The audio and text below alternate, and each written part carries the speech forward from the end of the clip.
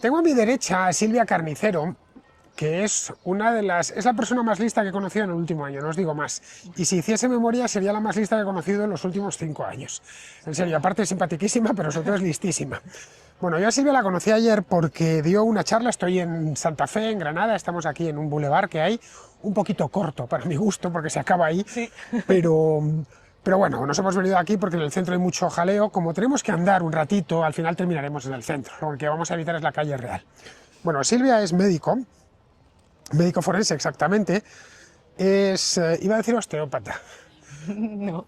Y ya sabéis, osteópata, no digo más. Bueno, sé que sois unos malpensados y decís osteópata, bueno, estas de las que vienen y te sacuden. No, osteo de hueso y patos de enfermedad, los que trabajan las enfermedades en los huesos. Es osteoarqueóloga, es decir, y antropóloga.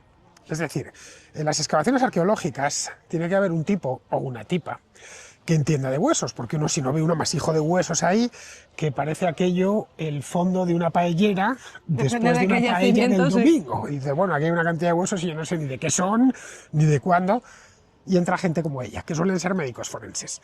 Bueno, Silvia vive en Santander y, en fin, ha estado en muchísimas excavaciones, aparte de ser, pues, médico forense y trabajar de médico forense. Y ayer dio una charla magnífica sobre la mujer en la novela histórica, que yo primero, y te lo voy a confesar, Silvia, entré con un poco de precaución, diciendo, a ver qué me encuentro ahí, porque yo soy muy escéptico respecto a eso de partir la historia por categorías. Es decir, hacer una historia de las mujeres me parece como hacer una historia de los rubios. Somos seres humanos, todos somos iguales, y se trata de hacer una historia de lo que hemos hecho los seres humanos a lo largo de nuestra propia historia. Claro, pero en el momento en el que te pusiste a hablar, además me quedé magnético, creo que fui el único de los que había que no miro el móvil en todo durante toda tu ponencia, porque me gustó muchísimo, y diste algunas claves, y hablaste de un término que así de primera suena un poco sospechoso, que lo llamaste arqueología de género. ¿Qué es eso de la arqueología de género? A ver, yo no soy una experta en arqueología de género, pero es un término que lleva acuñándose en los últimos años para, yo diría que visibilizar, es verdad, la historia es la historia de todos, pero en realidad la historia siempre se ha hecho sobre los grandes personajes, las grandes figuras que al fin y al cabo son los que han dejado, sobre los que hay textos escritos y es más fácil estudiarlos. Pero la historia de la vida cotidiana, de la vida de todas esas personas del pueblo llano, pues ha estado muy olvidada. Y en los últimos años lo que sí que se ha focalizado mucho es en rescatar más aún la historia, qué papel tenían las mujeres, qué papel en bioarqueología, por ejemplo, ahora se habla mucho de la bioarqueología de la infancia. Sí. Es verdad que categorizar está mal, pero también es verdad que si no te fijas en ciertos aspectos de partes de la sociedad, pues no se estudian. Y la arqueología de género un poco está enfocada en ese ámbito. Bueno, a mí me gustó el énfasis que hiciste en la vida cotidiana. Sí. Es decir, eso de la vida privada, ¿no? A fin de cuentas, la mayor parte de seres humanos que han pasado por el mundo no han sido poderosos, ni ricos, ni han hecho grandes ellos tenían su vida cotidiana. Gestas. Bueno, ellos también la tenían, pero claro, que nos fijamos, por ejemplo, pensamos en la antigua Roma y pensamos en, no lo sé, Julio César o Trajano, Octavio Augusto, los grandes hombres, ¿no? Nos vamos a la tardoantigüedad y pensamos en Aecio, pensamos en los grandes reyes bárbaros, estos de los que hablaba Federico Romero ayer, pero rara vez pensamos que había 60 millones de romanos, de los cuales la élite era una porción minúscula. Es como si dentro de 2000 años piensan que nuestro mundo es un mundo en el que solo ha vivido Donald Trump, solo ha vivido Emmanuel Macron, solo ha vivido el canciller alemán, el primer ministro de España y el presidente de Argentina, qué sé yo. Es decir, y la élite. Pero no, en el mundo la realidad es que estamos tú y yo, están esos allí paseando al niño, estos de aquí con la pelota. La vida privada, la vida cotidiana. sí. Para saber cómo se vivía en el siglo XXI, en la primera mitad del siglo XXI, que nosotros la estamos viviendo, y es la época que nos ha tocado vivir, bueno, pues vamos hallados en una moto, a los de la pelota, que seguramente son del Atlético de Madrid, que es de lo que son los niños listos, y estos que van hacia la feria, el tipo de vehículos que tenemos, cómo están equipadas las casas, todo eso sería la historia de la vida cotidiana, que a mí me parece interesantísima, porque a mí me interesa la vida de los seres humanos del pasado, no solo de las élites. Claro, a ver, todo esto a mí, o todo este conocimiento y estas inquietudes surgen no por la faceta profesional que has enumerado, sino porque también desde hace más de 20 años hago recreación histórica, es decir, intentamos no disfrazarnos de gente de otras épocas, sino divulgar cómo vivían esas gentes. Intentamos reproducir qué alimentos tomaban, intentamos reproducir cómo se vestían. Todo eso hace que tengamos un bagaje y una necesidad de investigar sobre la vida cotidiana de esas personas en el periodo en el que nos movamos. Y todo eso a mí me ha dado una serie de dudas y de conocimientos sobre esas vidas cotidianas, y al final un poco es lo que intenté plasmar ayer en la charla. Me ha dado una serie de... O sea, ha llevado otros pasos, ¿no?, a querer saber más y a preguntarte más cosas sobre otros aspectos de distintas partes de la sociedad. En mi caso, como soy mujer, y como también veía, no solo que no se haya estudiado más o menos, o que se necesite más o menos, sino que a veces se ha estudiado la parte femenina de la historia, o a las mujeres, no sé cómo decirlo, con una perspectiva súper presentista y plasmando, proyectando cuestiones de nuestra época. Y yo quiero poner de relieve lo que hacían las mujeres en esa época, y que se valore como se valoraba en su época, no valorándolo con las varas de medir del siglo XXI. Está claro. Mira, te voy a poner un caso. Hace unos años hice con Alberto Berín una contrahistoria sobre arqueología. ¿Qué es la arqueología? ¿Cómo funciona? Porque ya sabes que la arqueología ha sido muy maltratada por el séptimo arte, por el cine. Nos han sacado Indiana Jones, que yo creo que a todos nos gustan sus películas, son unas películas de acción maravillosas, pero claro, Indiana Jones no es un arqueólogo propiamente dicho, no trabajaba como un arqueólogo.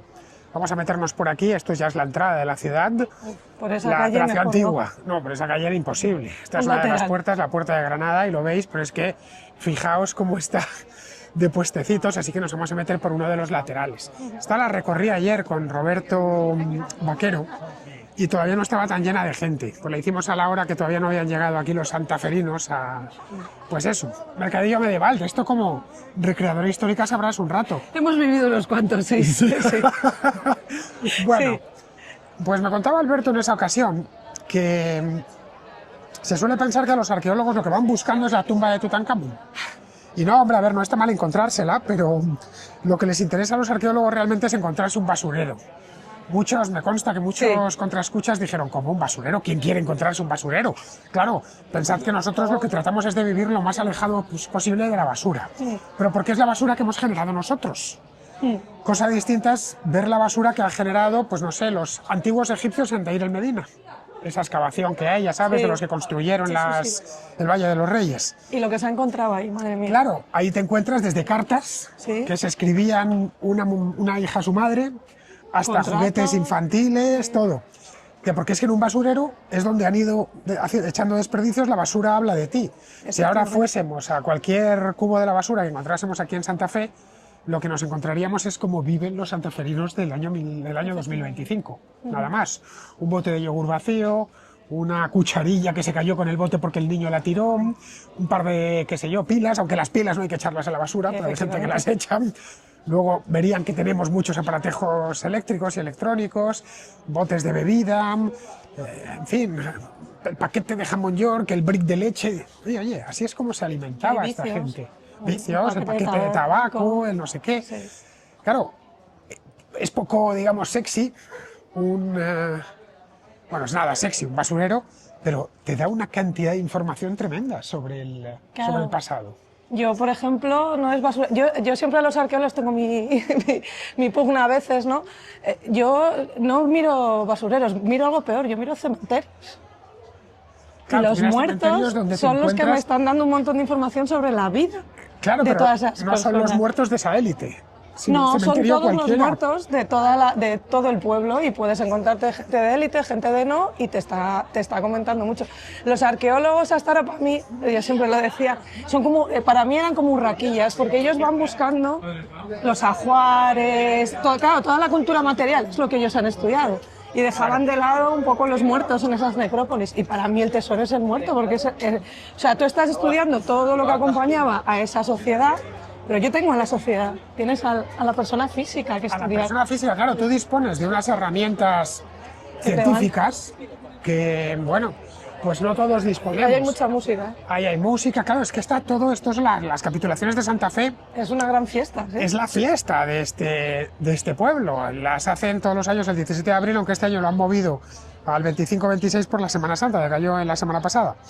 Bueno, tú cuando te encuentras con, no lo sé, lo clásico, un fémur, tú empiezas a hacerle unos análisis a ese fémur. Sí. Y lo primero que tratas de buscar es el sexo, es sexar el fémur, ¿no? Sí, no es el hueso que... porque tú sexas los esqueletos en base a...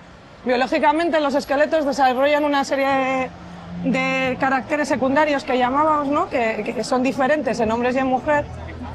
En sexo biológico femenino, sexo biológico masculino, no vamos a entrar en otras disquisiciones, yo estudio biología. Yo también quiero hablarlo. Oye, aquí se está volviendo loca este Sí, pueblo. es que hay mucha fiesta. Vamos, ponámonos por aquí, es que no queremos romperos los oídos. Sigue. Entonces, un antropólogo lo primero que tiene que hacer es determinar la individualidad, que se llama, qué sexo tenía, estatura, edad, a la que falleció, todos esos factores. Luego, una vez que determinas al individuo, pues intentas buscar otras cosas, eso es más sencillo, no necesitas ningún aparato, ninguna tecnología. Pero claro, los estudios de osteoarqueología cada vez se están complicando más gracias a la tecnología, y de ellos luego pues se puede coger muestras y hacer estudios de isótopos que te permitan determinar qué dieta, qué comieron en los últimos 15 años antes de morir, qué procedencia tenían. Incluso qué enfermedades llegaron a padecer, ¿no? Claro, eso también se hace sin necesidad de tecnología, eso es la paleopatología, el estudio de las enfermedades de la antigüedad. Nosotros que llevamos, claro, el esqueleto no nos lo vemos, lo llevamos dentro y es la estructura, digamos, el armazón de nuestro cuerpo, pero no nos lo vemos, nadie se ve los huesos y por favor que no nos lo veamos porque significa que nos hemos hecho una herida bastante grande, que se puede infectar y acabar con nosotros. Pero el esqueleto, esa estructura, es la que va registrando de una manera muy fiel un montón de eventos que suceden en nuestra vida y no necesariamente traumáticos, es decir, no romperse una pierna. Sí, efectivamente. Y no necesariamente implican que tengas unas enfermedades gravísimas o simplemente vas reflejando una serie de estreses, por decirlo de algún modo, que vas superando. Si vives, los vas superando y lo reflejan en el esqueleto. Y también es verdad, hay una paradoja que se llama la paradoja osteológica, que cuando tú te encuentras un esqueleto perfecto, en el que no encuentras ninguna huella de enfermedad, claro, hay que tener en cuenta que las huellas las dejan las enfermedades crónicas, que llevan un tiempo haciendo su acción en nuestro organismo, pero si tú te mueres de una diarrea, de cólera, de una enfermedad infecciosa aguda, no vas a tener nada. Enfermedades muy comunes en tiempos históricos. Sí, y eran realmente la gran mayoría de las personas se morían de eso. Encuentras artrosis, muchas artrosis, que te hablan mucho de qué tipo de vida tuvieron, qué actividades pudieron realizar. Y es muy interesante porque puedes empezar a lucubrar pues eso, qué trabajo realizaron. Y ese tipo de información te da muchas pistas sobre la época en cuestión, sobre el tipo de vida que llevaban y te la puedes llevar, digamos, esas conclusiones, te las puedes llevar a la gran historia. Sí. Es decir, si hubo una guerra y tras esa guerra se produjo una hambruna, vas a encontrar una serie de enfermedades asociadas a esa hambruna. Entonces el registro arqueológico va a venir a apoyar o a desmentir a las fuentes, porque las fuentes nos engañan muy a menudo. Claro, en mi caso yo ahora estoy acabando mi tesis doctoral, es sobre la población medieval a lo largo de toda la Edad Media en Cantabria, y uno de los yacimientos que he estudiado es una necrópolis asociada a la ciudad de Santander, y los esqueletos de esa necrópolis, sobre todo los niños, tienen una serie de signos patológicos que no tienen otros niños, y que me están hablando de que la población urbana, tal y como se piensa, tenía unas condiciones de vida bastante diferentes y probablemente deficientes. Uy, cuidado, que nos pillan, que nos pillan. Aquí viene qué susto nos ha dado, yo no sabía quién pitaba. Bueno, sigue. Aunque se le ha cruzado, yo creo. Seguro. Eso, pues diferentes a las poblaciones rurales, cuestiones de esas son muy interesantes. Hay un tema, lo has comentado allá arriba. Bueno, arriba abajo esta ciudad es llana como un plato, así que poco allá, lo has comentado en esa dirección. Sí. Hay un tema que, bueno, en principio hace unos años nadie hablaba, pero de un tiempo a esta parte sí se habla. Y es, por eso te decía antes lo de la arqueología de género, que de entrada te choca, sí, que es todas estas historias del género, ¿sabes? Toda esta historia especializada del género, que hay un montón de especialistas ahora, se han presentado infinidad de tesis doctorales, bueno, que te vienen a decir que han aplicado, bueno, ya sabes, todas estas teorías posmodernas, todo este pensamiento francés, se lo han llevado a tiempos históricos, ¿vale? Te dicen, no, es que no hay dos sexos. Claro, tú lo que encuentras en las excavaciones son dos sexos. En biología hay dos sexos. Y el día que encuentres un tercero, ese día lo has hecho un descubrimiento No. parecido al de la vida en Marte. Porque No. dirás, en el pasado hubo un tercer sexo. De hecho, en antropología tú no determinas los sexos taxativamente, es bastante difícil, muchas veces no tienes el esqueleto completo y tú hablas, tienes que hablar, otra cosa es la gente, en términos de probabilidad. Y tú dices si un esqueleto es masculino, probablemente masculino, alofiso, que se llama, que son esqueletos que tienen signos de ambos sexos, por decirlo de algún modo, y no puedes decantarte. O sea, yo osteológicamente no puedo decantarme por qué sexo tenía ese esqueleto. Otra cosa es que luego hay muchas... Claro, hay que saber de biología y de muchas más cosas, no solo de historia. ¿Sabes de biología? Una cosa es el sexo biológico, el sexo que nos dan las gónadas, el sexo gonadal, el sexo osteológico, el sexo fenotípico, porque yo gonadalmente puedo tener un sexo, pero por problemas de expresión hormonal puede que externamente no lo exprese, y eso son lo que en biología y medicina se llaman estados intersexuales, porque no hay una correlación entre lo que dicen tus gónadas, tus genitales, y lo que dice tu cuerpo. Pero porque hay ciertas enfermedades en las que no se expresan bien las hormonas, se sobreexpresan otras, y el cuerpo al final acaba... Entonces, eso también puede afectar a qué... jolina, no me sale el nombre. A qué elementos secundarios, a qué rasgos secundarios se expresen en el esqueleto. Pero es que si tú ahora haces un estudio eso en antropología forense, está muy a la orden del día. Si tú haces un estudio de una población moderna en el que sepas qué sexo tenían esas personas cuando fallecieron y veas su esqueleto, hay muchos esqueletos en los que tú dirías por el esqueleto que era una mujer, porque tiene menos rasgos por las mandíbulas, están menos marcados los rasgos. Normalmente los huesos que más marcan el sexo son la mandíbula, el cráneo, la parte baja del cráneo. Una pregunta que te parecerá de primero de básica, pero ¿a través de los huesos no se puede extraer ADN? Sí. Entonces, eso es económicamente mucho más costoso. Un estudio de ADN... Normalmente no se hacen estudios de ADN en los estudios de arqueología porque no hay financiación. Si tienes financiación para hacer carbono 14, vas dado. Oye, tú mira, acabo de ver esto, por eso me he parado. Santa Fe libre de violencias machistas. ¿No te quedas más tranquila ya?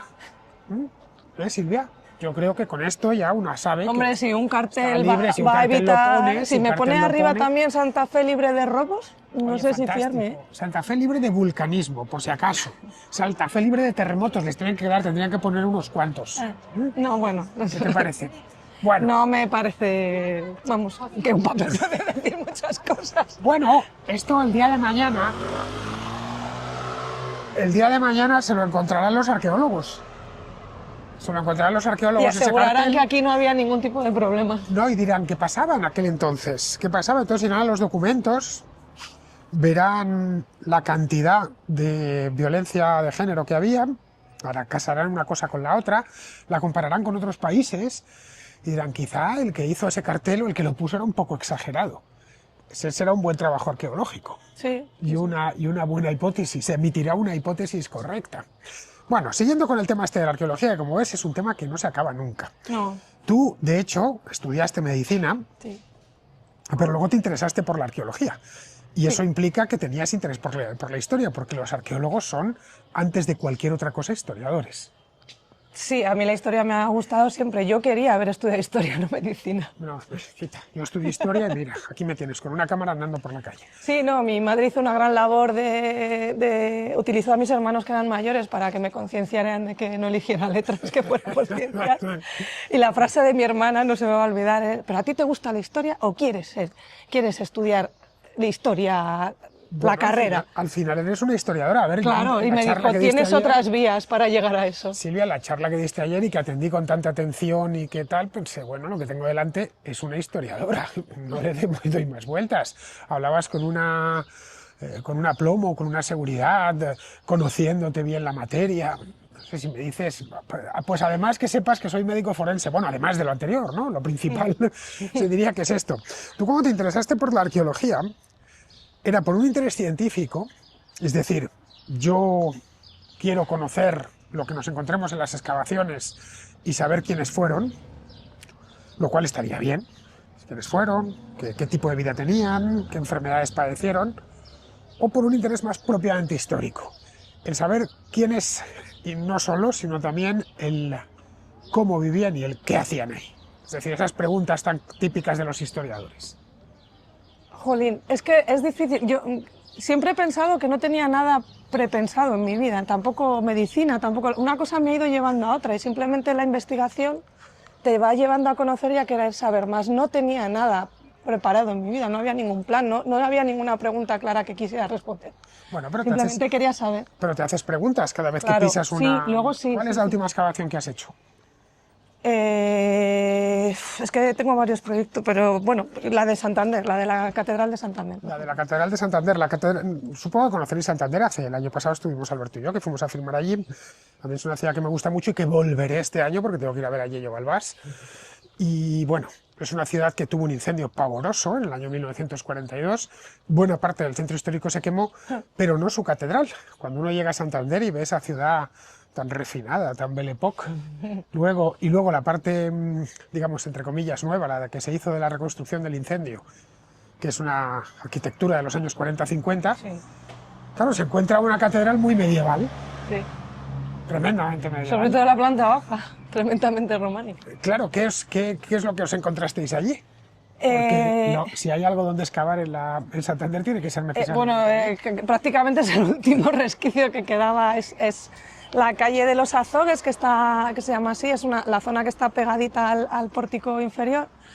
Y lo que se encontró, bueno, era un poco lo que se pensaba, se encontró una necrópolis, parte de la necrópolis que estaba asociada a lo que era toda la catedral en su momento, primero fue abadía, y los arqueólogos también encontraron, es una necrópolis datada pero con dos niveles, entre los siglos XII y XIV, es justo el final, pero coincide con la época en la que se le dio el fuero a la villa, Sí. Entonces ahí se ve claramente los dos usos de las dos necrópolis, un aumento de intensidad de uso de la final de la necrópolis, porque ya después de eso se abandonó y la gente se pasó a enterrar en el claustro. Entonces se han encontrado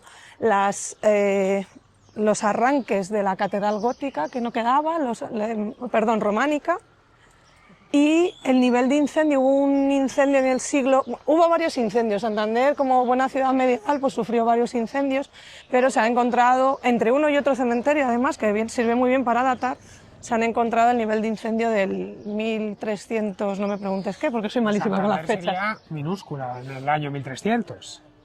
Sí, la parte de pues básicamente era el cerro de la catedral, que se llama el Cerro de Somorrostro. Lo que bajaba, si habéis estado en Santander, según bajas las escaleritas de la catedral hay una placita, eso era y la avenida que hay allí, eso se llamaba la Ría de Becedo, por ahí entraban los barcos y la plaza de Atarazanas estaba más al fondo, donde estaban las atarazanas. Claro. Entonces estaba limitadita por la Ría de Becedo, el cerro y un poquito más de lo que es la calle alta y ya estaban las murallas en esa época. Bueno. Y estaba la Puebla Nueva, sí, al otro lado de la Ría de Becedo. Bueno, ¿y allí te encontraste material suficiente de estudio? Sí, una población muy interesante. ¿Y había euritos y centivitos para excavar? Porque yo sé que los arqueólogos en España vais con lo justo.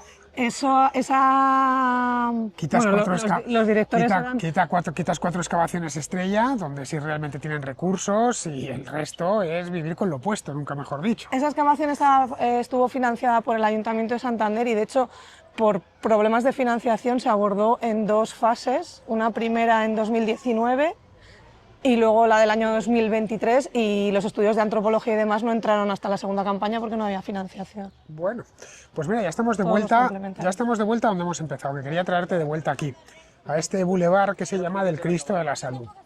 Entonces, yo es la segunda vez en la vida que vengo a Santa Fe. La última fue en febrero, que vine a filmar, a filmar. ¿También es mi segundo?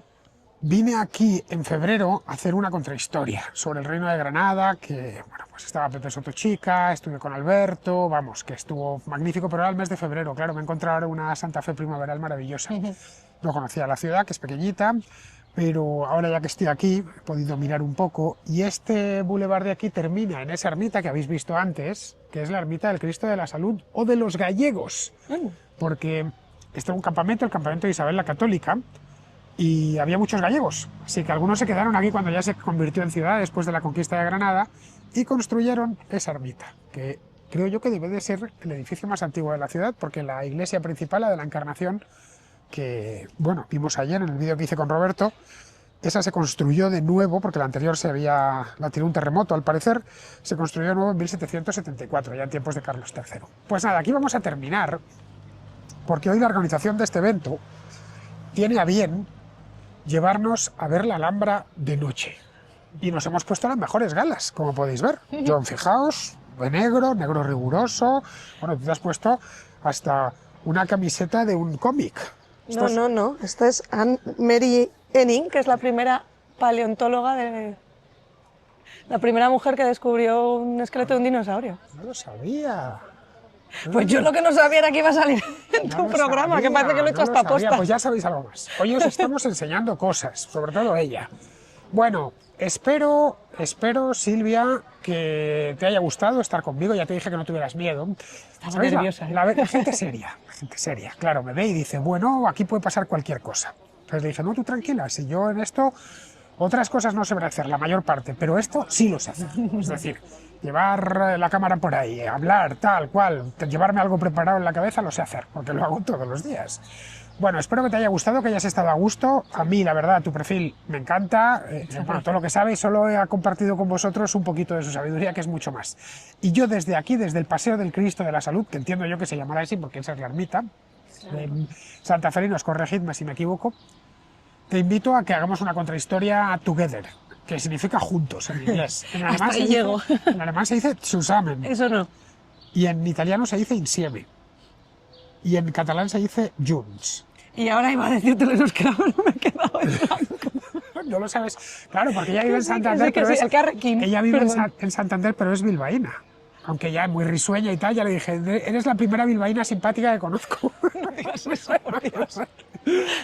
Digo, no Mis puede- amigas son muy simpáticas. digo, no puede ser, bilbaína y simpática, eso es una entre un millón. Bueno, ahora lo decía de broma, hay bilbaínas que son simpatiquísimas. Y además, por lo general, mujeres interesantísimas. Bueno, pues aquí terminamos porque nos tenemos que ir a la Alhambra. Nos vienen a buscar aquí en un busito, a la puerta del hotel. Y tú has disfrutado estos días aquí en estas cosas de Pepe Sotochica, ¿eh? Sí. Las jornadas han estado estupendas, ¿no? Pepe es de lo bueno, lo mejor, lo superior. Es decir, Ya, yo todo lo que digamos, cuando decimos nosotros somos no testigos de Jehová, somos testigos de Sotochica. Ya está. Vamos donde él nos dice. Sí, eso es verdad. Si organiza las jornadas estas históricas de novela histórica, las organiza en Tombuctú, Allí a vamos. Tombuctú que vamos, en camello, si es necesario. Vamos. Porque ya sabes que lo de Pepe no somos solo nosotros, todo el mundo. Nadie... No, pero a Pepe le conoces y en cuanto le conoces, se hace querer. Efectivamente. Pues nada, muchas gracias. Y yo, chicos, me voy a la Alhambra, donde no me van a dejar grabar, ya me lo han advertido. Pero, esta cámara es muy pequeñita. Entonces, escúchame. Que Yo tú me la guardo en el... trabajas para la ley, no me lo digas. ¿Cómo? Tú eres un agente de la ley, ¿no? No soy agente de la ley, pero trabajo para la ley, no me lo digas. Pues eres médico forense, no me Pues fastidies, eso. Silvia, eso no es trabajar Médico para la ley. forense, trabajo para los juzgados.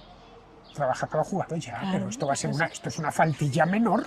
No me lo digas. Yo saco la camarita sin que se den cuenta y tiro unos planitos.